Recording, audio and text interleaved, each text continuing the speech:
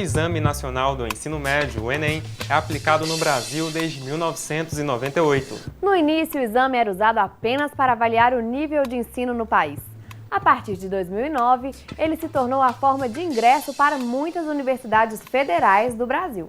Desde então, universidades privadas também passaram a adotar a prova como opção de vestibular. Agora, já existem até concursos públicos que utilizam o Enem como forma de avaliação. Esta edição do Repórter PUC vai discutir a importância do Exame Nacional do Ensino Médio para a educação brasileira. Hoje é quinta-feira, 18 de junho. Está no ar o Espaço PUC, o programa que leva até você tudo o que acontece na universidade.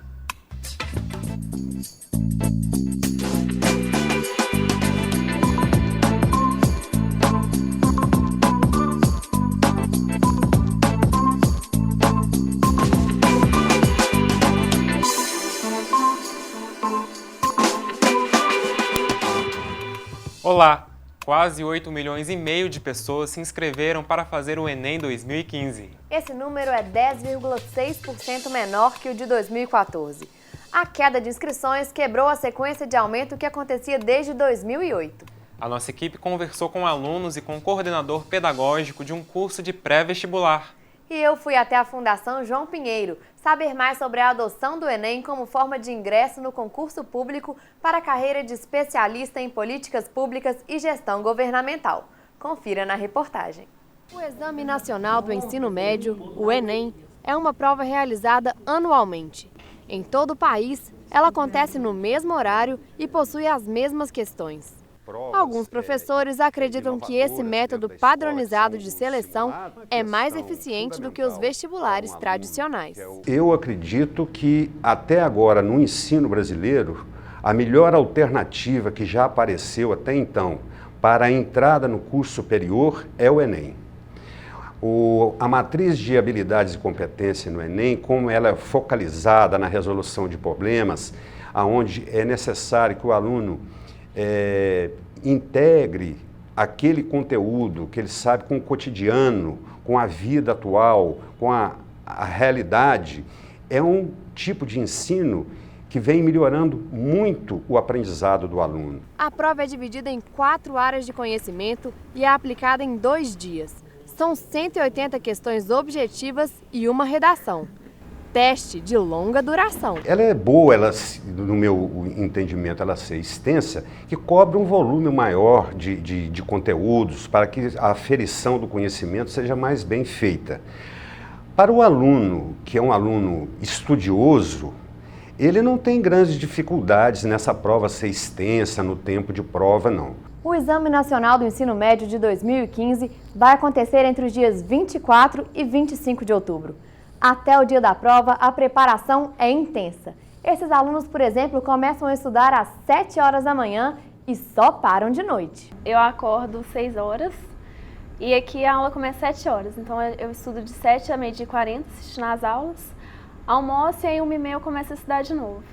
E eu vou até 10 horas da noite estudando. Tem que preparar a sua mente e o seu corpo também, porque além de ser uma prova de matéria, é uma prova de resistência corporal mesmo.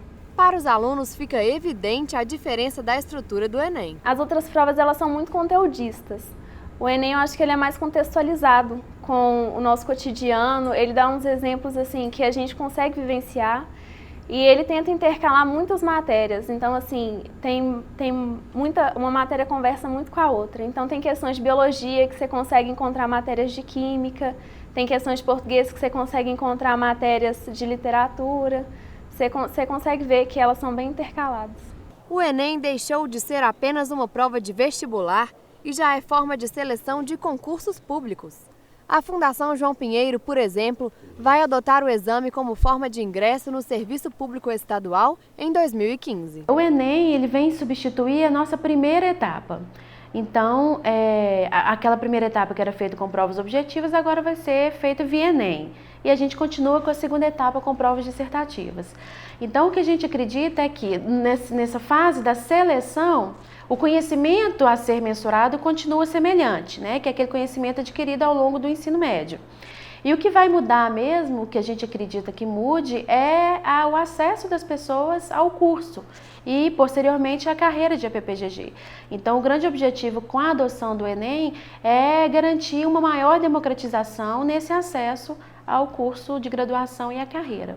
Com essa iniciativa, eles acreditam que o concurso vai ser mais democrático. Eu acho que tem se mostrado uma tendência, né? Várias instituições públicas, inclusive particulares, também vêm adotando o Enem. E eu acho que o grande objetivo é esse mesmo, né? Essa democratização e a padronização no processo seletivo. Eu acho que padronizando esse processo acaba se tornando também mais justo, mais equitativo, né, para a entrada das pessoas. O nosso público-alvo antes era muito focado em pessoas de BH ou da região metropolitana e alguns poucos de outras cidades em Minas Gerais. Então, com a adoção do Enem, a gente acredita também que vai ampliar esse público-alvo, né, os candidatos ampliar para outras regiões, inclusive outros estados. Independente do objetivo do estudante, o esforço é necessário. E quando a recompensa chega, vale a pena no final do ano. Eu acho que todo esforço, quando tem recompensa, vale a pena. E para falar sobre esse assunto e esclarecer sobre a importância do Exame Nacional do Ensino Médio na educação do país, recebemos no estúdio Karina Fidelis, que é psicóloga e professora da PUC Minas. E para falar sobre a maneira de estudar para essa prova, recebemos Pedro Guimarães Martins, que foi o primeiro colocado geral na UFMG em 2014. Sejam bem-vindos ao Repórter PUC. Boa tarde. Obrigado. Primeiramente, professora Karina, eu gostaria que você explicasse a importância do Enem para a educação brasileira hoje. Olha, eu acho que é uma mudança de paradigma mesmo na educação, né? A gente, igual a gente viu na matéria, a gente tem uma mudança na qualidade da avaliação. A gente agora, né, trabalha com habilidades e competências e não só com o conteudismo ou com as matérias específicas. A própria aluna faz as inferências entre uma matéria e outra, né? Então a gente trabalha com as habilidades e competências da inter-relações aí entre disciplinas. Pedro, você foi o primeiro lugar geral da UFMG, parabéns. Obrigado. Mas como você se dedicou para atingir esse resultado? Bom, sempre gostei muito de aprender, de estudar e tal, e isso para mim era muito importante. Tá na escola, tá estudando, sempre com a matéria em dia, sempre foi muito importante na minha vida escolar. E a minha preparação a longo prazo, né? Quando você estuda desde o começo, o terceiro ano, que é a época mais conturbada, fica um pouco mais tranquilo. A revisão é realmente revisão. Então, acho que é muito esforço, muita dedicação, e para mim foi um pouco natural, porque eu sempre gostei muito de aprender e de estudar, então foi um caminho natural a seguir. E na hora que chegou o resultado, foi uma surpresa ou já era esperado? Bom, eu esperava a aprovação, porque eu tinha estudado bastante, mas ficar em primeiro lugar é uma surpresa muito grande, né? É algo assim muito, muito especial e acho que realmente, como a aluna falou, é o esforço recompensado. Foi o terceiro ano foi um ano de muita dedicação e também foram vários anos de estudo e preparo, então ter assim, essa resposta foi bastante gratificante. Professora, o Enem realmente deixou mais democrático o acesso às universidades e empresas? A gente vê agora que a gente tem uma prova única que te dá a possibilidade de acesso a diversas universidades no país, né? A gente tinha vestibulares setorizados com diversas fundações estaduais, né? E hoje a gente consegue, a partir de um exame nacional, ter acesso a diversas universidades, né, no país inteiro. Com a sua nota, provavelmente, você entraria não só no primeiro lugar da UFMG, como em outras, né, universidades que você pudesse querer, né, assim. É claro que democratiza, inclusive para o emprego agora, né, igual a gente viu também. Tem gente já adotando, empresas já adotando a nota do Enem como uma primeira seleção, né, para o trabalho. Isso também é importante.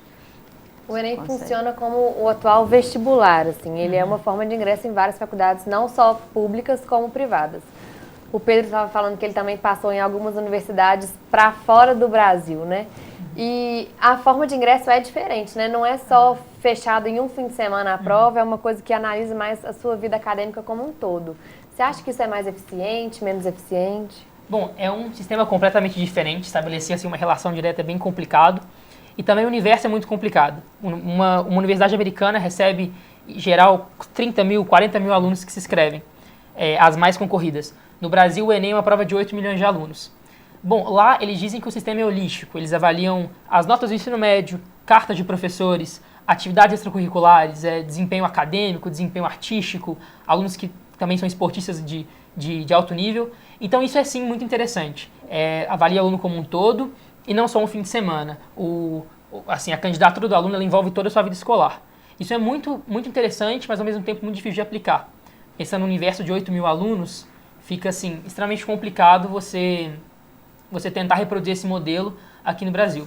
Mas de todo modo, eu acho que o grande problema do Enem é esse, o aluno ele estuda ao longo de todo o ensino médio, são 3 anos de trabalho que culminam em um fim de semana.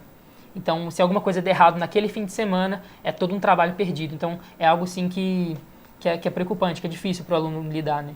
Você concorda, professor? Eu penso que é um modelo de avaliação em larga escala. Então, para se fazer um modelo de avaliação em larga escala, a gente vai precisar mesmo de um exame, né? de uma prova diferente, mas essa nota dessa prova, né, que a gente faz em um fim de semana, é claro que a prova ela é estudada e a gente tem um modelo que é de uma avaliação em larga escala, mas você acaba podendo utilizar dessa nota como uma das etapas de uma possível seleção, assim como né, você deu o exemplo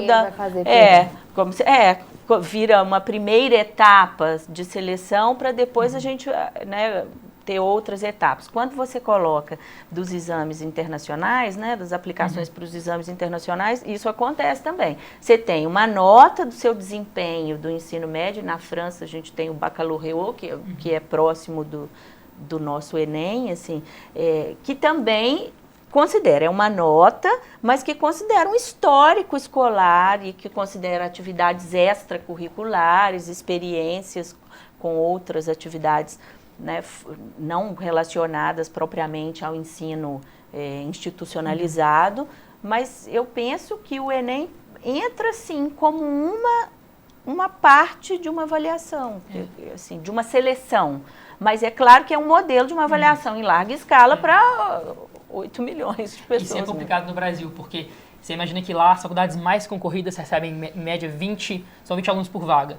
Isso aqui no Brasil é um curso comum de uma federal, né? Como você tenta reproduzir esse modelo para um universo gigantesco é realmente muito difícil. O melhor modelo é esse, né? Avaliação em larga escala, que tem suas vantagens, mas também tem as suas desvantagens, lógico. Né? A nossa conversa está muito boa, mas a gente vai dar uma pausinha rapidinho, porque nós vamos para um rápido intervalo, não saia daí.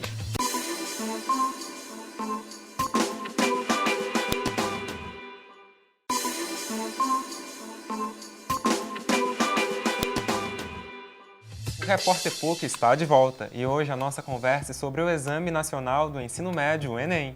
Vamos conferir a rotina de estudos de mais um estudante e ouvir o professor que vê nos simulados uma das principais maneiras de se preparar para o Enem. Confira.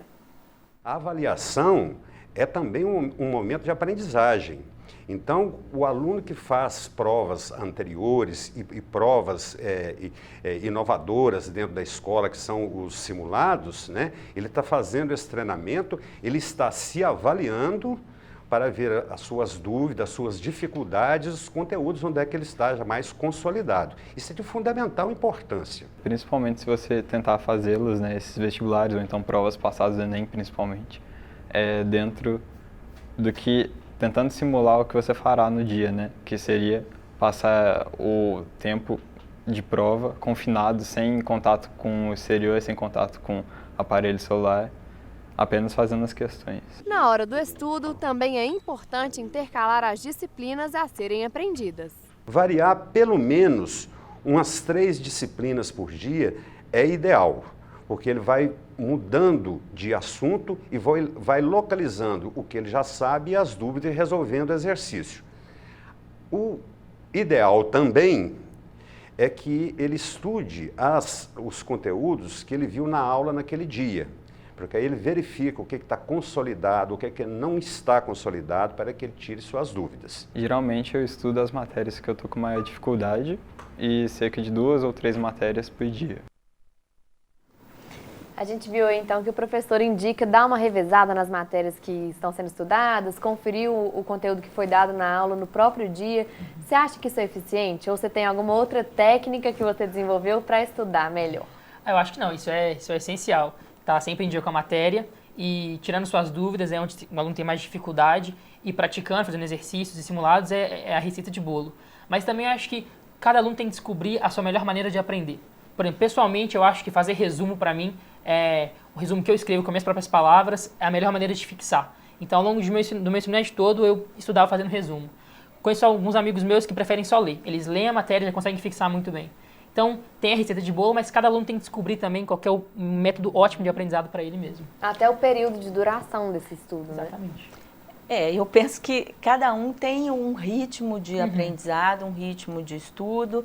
E quando ele fala do simulado, eu acho importante o simulado para você vivenciar a experiência do período longo da prova ou das próprias questões da prova, que exige mesmo. São 90 questões em uma tarde. Então, assim, demanda mesmo que você tenha um treino para ficar ali sentado, para ler aquelas questões. Tem gente que leva o kit, né? Água, chocolate, balinhas, biscoitos, né? Assim, mas tem que ter um treino, sim, para você fazer essa prova durante aquele período, né? E às vezes até controlar o tempo que você gasta por questão, sim. né? Porque Sim. você não pode demorar 5 minutos para fazer uma questão e chegar no final e não ter quase tempo nenhum para resolver. Isso compromete o resultado das provas. Demais, o simulado é essencial para isso, o aluno descobrir como que ele faz a prova, se organizar e também ter um método específico. Então, por exemplo, para ele é melhor fazer 45 de matemática e depois pegar português ou intercalar.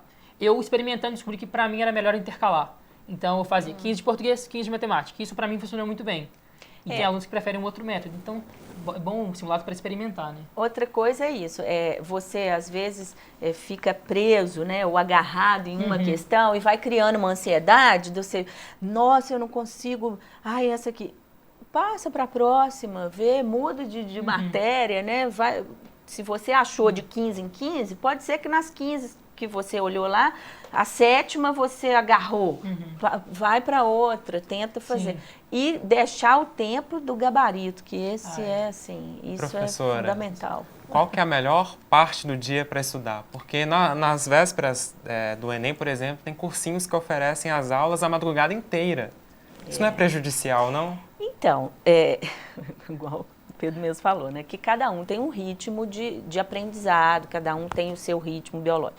É claro que pela manhã a gente tem estudos de teorias da aprendizagem, né, que dizem que pela manhã é mais lógico que você apreenda melhor as coisas. A mente ainda está mais fresca. Mais fresco.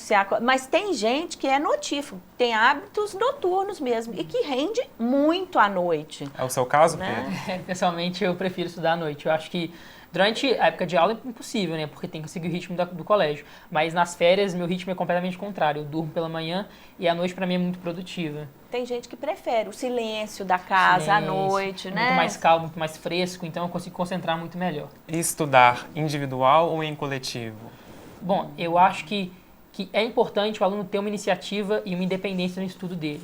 Ele tem a capacidade de pegar um livro, ler e extrair tudo que ele consegue daquele livro. Pegar a matéria da aula e conseguir ler o que ele escreveu. Isso é muito importante, principalmente para a preparação para a faculdade, onde o aluno vai ter que ter um outro nível de independência na hora de estudar. Então é muito importante o aluno conseguir pegar a matéria e extrair as dúvidas dele. O que ele conseguiu entender e o que ele teve de dúvida. E aí depois o estudo coletivo vem para poder sanar essas dúvidas. Então, até mesmo aula particular, conversa em grupo com os amigos. Isso é muito importante para poder tirar as dúvidas que vieram no estudo individual. Pedro, e você não pretende parar por enquanto não, né? Você tem um projeto de educação, de espalhar a educação. Como que funciona? Bom, eu tentei faculdades nos Estados Unidos e fui aprovado. Então, eu estou indo para lá em setembro. E o meu objetivo lá é seguir um currículo um pouco mais flexível, estudar exatas, né, engenharia e química, que é a parte que eu mais gosto, mas também algumas outras áreas que me interessam, como economia da educação e linguística. Eu pretendo seguir carreira acadêmica, então estudar para o resto da minha vida e sempre trabalhar com educação. Eu acho que a educação é a melhor maneira de mudar a vida das pessoas, então dar aula e também se envolver com educação a nível de política pública dentro de federais, que é o meu grande objetivo. E professora, na hora da prova é essencial a tranquilidade, mas como ficar calmo? Então, aí tem uma série de fatores que vão influenciar no próprio exercício, na própria execução da prova. Uma delas é o teste, assim, de você se preparar para se submeter a esse tanto de questões. Outra coisa é as expectativas do entorno que se cria em cima de uma aprovação, em cima de uma boa nota, em cima de passar naquela universidade, que agora você pode, né, se submeter a diversas universidades, então precisa de uma nota. Então, assim, as expectativas do entorno, principalmente familiares e de amigos, né, é que vão gerando uma ansiedade. Então, assim, quanto mais ansioso, mais difícil até de você se organizar. E quanto mais expectativa, mais ansioso. Então, a sugestão não vai nem para o próprio aluno, vai para os familiares, para os colegas. É um momento, sim, que é um momento de etapa, né, de mudança de etapa na vida e tal, que a gente já sabe que isso acontece, mas que os familiares, os amigos entendam esse processo e que seja um pouco menos cobrado, assim, né? Porque isso cria uma ansiedade para a hora da prova. Você percebeu, Pedro, que esse momento foi um momento de pressão sim, de todos os lados? É lógico, se espera muito de você e o aluno tem que dar um jeito de aguentar essa pressão e se dar bem no final do ano. É bem complicado, mas pessoalmente o que me ajudou muito era lembrar que a maior competição era comigo mesmo. Então, eu queria era conseguir um resultado que me satisfazesse, não que necessariamente essas vezes meus pais, ou minha família, ou meus amigos. Isso foi muito interessante, porque ao longo do ano eu ia me sentindo muito mais tranquilo e muito mais desvinculado da competição dentro da sala de aula, que acaba acontecendo de maneira natural. E na hora da prova mesmo você fica tranquilo, porque você sabe que a única pessoa que você pode decepcionar é você mesmo. Então, para mim era muito... Foi um processo assim, meio que difícil de passar, foi um processo não de uma hora para outra, mas que eu pude me concentrar e mesmo, como que eu ia dizer, tentar se afastar um pouco dessa competição, imaginar ela como uma competição comigo mesmo. E que se eu desse meu melhor, eu teria dado meu melhor, independente do resultado. Aquilo era o melhor que eu podia fazer. Isso me deixava mais tranquilo. Professor, o Pedro teve um resultado favorável, mas e aqueles candidatos que não conseguem o resultado esperado? O que eles devem fazer para evitar a baixa estima, o desânimo, aquela vontade de desistir? Eu acho que primeiro é lembrar que existe um número de vagas limitados, né? Então, assim, de fato, não dá para entrar todo mundo de uma vez. Então, lembrar que existem outras possibilidades, né? Aquela não é a última da vida, que você tem outras possibilidades e não fazer disso, assim, uma perda do tempo. Nossa, perdi um ano da minha vida. Não, você ganhou um ano estudando, aprendendo coisas que você até então não sabia, mas que não foram suficientes para ocupar aquela vaga. O importante é você pensar nisso, que não é que acabaram-se as chances. Tem todo ano, dá para você se submeter todo ano. E não dá para entrar todo mundo. Então, você precisa ter essa tranquilidade de pensar nisso, assim, que eu não perdi, não foi tempo perdido. Isso as pessoas chegam muito dizendo assim, nossa, não consegui, perdi meu ano inteiro. Na verdade, você não perdeu. Você teve outros ganhos, inclusive com a própria experiência de saber, olha, eu prefiro estudar de noite do que estudar de manhã, eu achei o meu tempo assim ou o meu tempo assado. Eu acho que isso é importante. E pensar no Enem como uma prova que é aplicada ao mesmo tempo, com as mesmas questões, no Brasil inteiro, você acha que é uma forma de democratizar mais, assim, de convidar mais pessoas para fazerem, para voltar para a educação, para nivelar o ensino? Você acha que é um passo importante? Eu acho que sim. É uma estratégia importante que vem até para responder diversas avaliações internacionais, né, da educação mundial, assim. Então, é um modelo de avaliação que veio para ficar. Não adianta dizer que isso vai, não vai mudar, porque é um modelo de avaliação que veio mesmo e vai se manter e é até para ter possibilidades de comparação do estudante brasileiro com o estudante de outros diversos países, que aí a gente consegue comparar essas avaliações. Estamos na reta final já do nosso programa, mas eu gostaria que vocês deixassem dicas rápidas e práticas para os candidatos que farão as provas do Enem em outubro. Olha, eu acho o seguinte, o cérebro tem que oxigenar. Então, você pode achar o seu horário de estudo, mas tem que achar uma atividade de lazer, um esporte, uma coisa que você faça pelo menos 2, 3 vezes na semana, que você tem que parar para oxigenar. Exatamente. Você, Pedro? Bom, eu acho que mais da parte assim, de estudo, é realmente estudar, não tem como. O Enem tem interpretação, mas também tem conteúdo. E também lembrar isso que a professora falou, que você tem que encontrar uma coisa que te motiva. Descobrir se é um objetivo, se é um esporte, se é um lazer, que vai te motivar quando você estiver desanimado. E realmente encontrar o seu melhor método de estudo, que torne o estudo produtivo. Você pode estudar 3 horas, as suas 3 horas bem aproveitadas, e você vai depois descansar. Então isso é muito importante, o aluno encontrar o melhor método dele de estudo. Pedro, professora, muito obrigado pela participação aqui no Repórter PUC, foi muito proveitoso, né, Maria Helena? Esclarecemos muita coisa sobre o Enem hoje. Obrigada, gente. Obrigada a vocês. Obrigado a vocês. E boa sorte aos candidatos que farão as provas em outubro. Essa edição do Espaço PUC fica por aqui. Eu volto no próximo Repórter PUC, toda quinta-feira às 4h30 da tarde. Participe! Envie sugestões e comentários para o e-mail espaçopuc@pucminas.br. Na segunda-feira temos um novo encontro às 4h45 da tarde e eu espero por você. Um abraço e até lá! Obrigada pela companhia e até a próxima!